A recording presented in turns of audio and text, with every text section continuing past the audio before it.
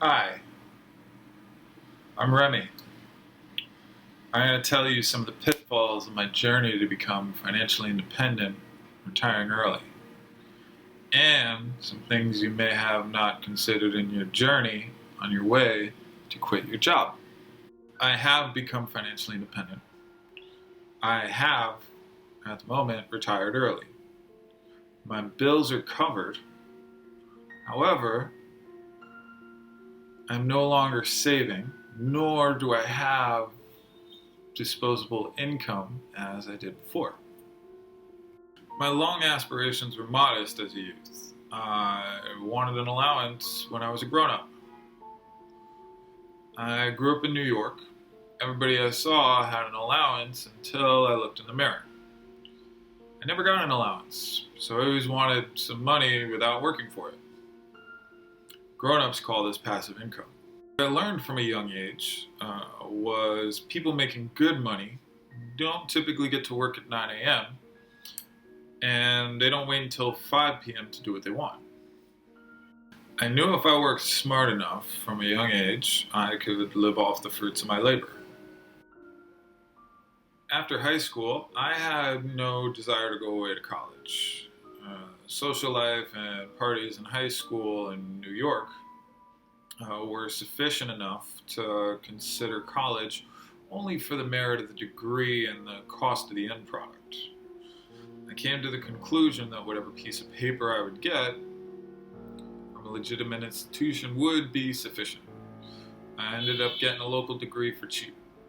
I worked my way through college, debt free, because I didn't want to finance a party to get a piece of paper everybody else called a diploma. Jay-Z once said, in regards to hard work paying off, bite the bullet till you're stuff in your face. I grew up on that shit. This taught me that the reward of being a saver would be one day I wouldn't have to save anymore and I can enjoy all the fruits of my labor. I now have the plate this man spoke of, but I'm not stuffing my face. After college, I went on to 2 unpaid internships, and then an entry-level job, and then a really great sales job that paid 6 figures. In order to be financially independent and retire early, you have to live well below your means and invest, invest, invest. I don't think I ever spent a whole paycheck from any of my jobs. Saved north of 70% of my income for many years. Once I realized inflation was eating away at my savings, I decided to find a high yield savings account. I was getting about 1%. Then I made the leap into the stock market, bought some exchange traded funds, nice and safe. And then I started trading options. I'm here to share my pitfalls and failures so you don't have to go through the same mistakes. I value my mistakes. After making an expensive mistake selling a put option on a pharmaceutical company and losing around 10,000, maybe more, I stopped putting more money into the market, with the exception of my 401k. I began saving again instead of investing. Saving is when you just put money and let it sit there. Investing is when you allocate your savings to make some income. At this time, I revisited something I always wanted to do, which was invest in a real estate income property. I now had a focused, specific goal: get an income property so you can quit your job. I had to learn how to do this somewhere, so I went where anybody would go to. I went to YouTube University. After watching and listening to probably about 3 hours a day of podcasts and YouTubes, including some of my favorites, Robert Kiyosaki, Graham Stephan's got a bunch of gems, and Bigger Pockets podcast, I felt confident enough to start analyzing and eventually putting in offers on some properties. One of the running themes through all of these YouTube videos I watched was the aspiration to quit your job and live on your investments as early as you possibly can. This is what I wanted to do anyway, but they had a clever name for it: FIRE! Being financially independent and retiring early. So, boom, closed on my first house, two-family home outside of New York City. Took about 6 months of saving, and then 6 months picking out the house and sending in offers and negotiating and eventually closing. Once my dream turned into tangible house keys, I came back to reality and checked that off the to-do list. If you have ever been fortunate enough to get something out of your head that's been in there for way too long, you should be familiar with the void that's left in your head, which is a good thing. Checking off goals makes more space in your head, but it also influences everything else you got going on. My motivation at work was to perform so I could get a mortgage. I kept my head down, had laser vision. I got the mortgage and I closed the house. And cliffhangers on TV shows? Well, I got the house and I ran out of script. The season was over. I was at a crossroads. Stay at my job that pays me twice a month, or manage my property that will pay me forever. I chose the latter. And besides, I had house tasks. I had to renovate the property and get it rented. So I quit my job. This is the glory that everybody talks about online and what I was chasing. I quit my job. I quit my 6-figure job.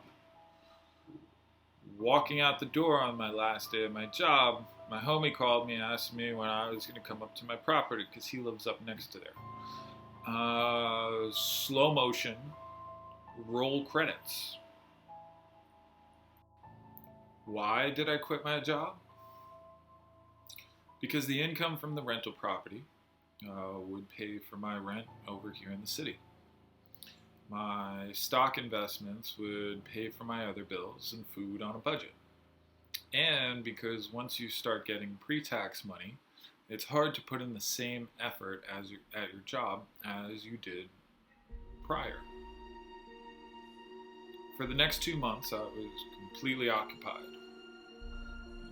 Commuting back and forth to the house, fixing it up, interviewing tenants, and eventually renting it out. The night I rented it out, I got some champagne to celebrate, and then I went to sleep. Mission accomplished. I woke up the next day in the twilight zone. I quit my job, but I had all of my expenses covered.